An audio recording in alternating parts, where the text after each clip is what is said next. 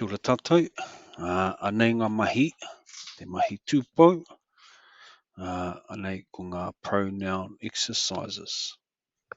So here are some sentence structures you can use when learning pronouns.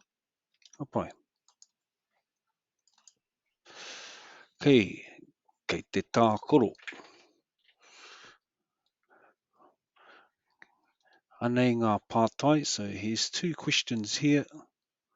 Okay, ko te pātai tuatahi, kei hea koe, pātai tuarua, kei te aha koe.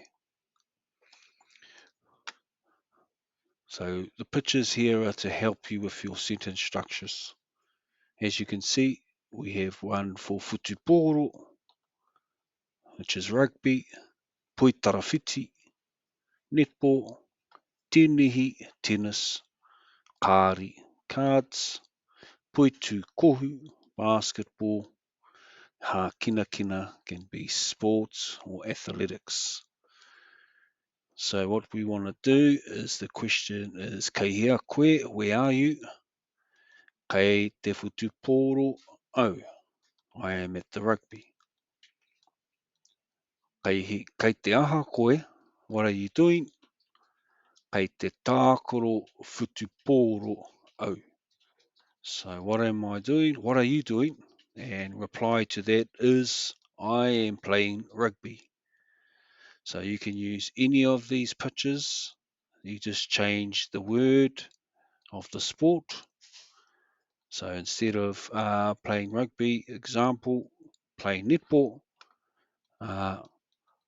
kei te tākoro poitarawhiti au. Okay, because we're on the pronouns, okay, you can now use any of these sports, and also you can use the pronouns. Tāua, kōrua, māua, rāua, tātou, koutou, rātou, mātou. Okay, instead of kei hea koe, kei hea kōrua, or kei hea koutou.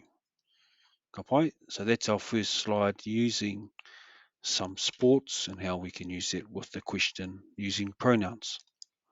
Ka pai, mahi tuarua, ko te mahi I te marae or I te pā.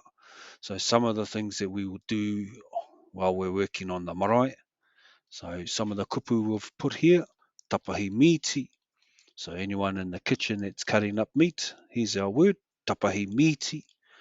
Or if you're doing the fish, cutting the fish, again, you're cutting into the fish. So tapahi is to cut, ika, cutting the fish, gutting the fish. Also, we have our horoi rihi. We've got to do the dishes, so washing the dishes. And then down the bottom, whakarite hua whenua, whereas we prepare our veggies for kai. That's how we would say that, whakarite hua whenua. Whakarite purini, okay, again, we're preparing for the pudding. And then usually, if we are putting a hangi down, we would whakarite hangi, which is to prepare hangi. Going back to our pātai using our pronouns, kei hea kōrua, where are you two? Kei te pā māua, we are at the pā, or kei te marae māua, we are at the marae. Following on from that pātai, kei te aha kōrua, what are you two doing? Kei te tapahi miti māua, we are cutting up meat. Ka pai, kei te tapahi miti māua. Once again, use the pictures and then put them to the question. For an example, I will be preparing, or we will be preparing the veggies. So kei te aha kōrua, what are you two doing? Kei te whakarite hua whenua māua. Kei te whakarite hua whenua māua. Ka pai, use all our pronouns in this slide, and then get familiar to using your tupou takitahi, takirua, takitini.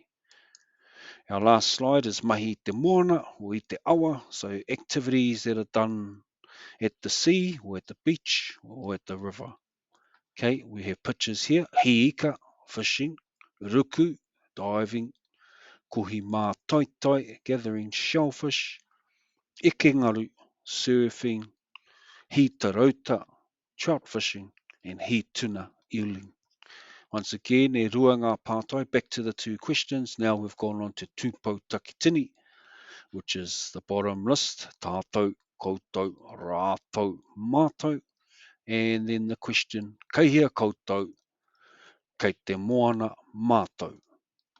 Kei hea koutou, kei te moana mātou. Following on with the next pātai, kei te aha koutou, what are you, three or more, doing? Kei te hi ika mātou. Kei te aha koutou, what are you, three or more, doing? Kei te hi ika mātou. We, three or more, are fishing. Nō reira, anei ngā mahi mō te tūpou. Nō reira, kia kaha koutou, ki te kōrero Māori.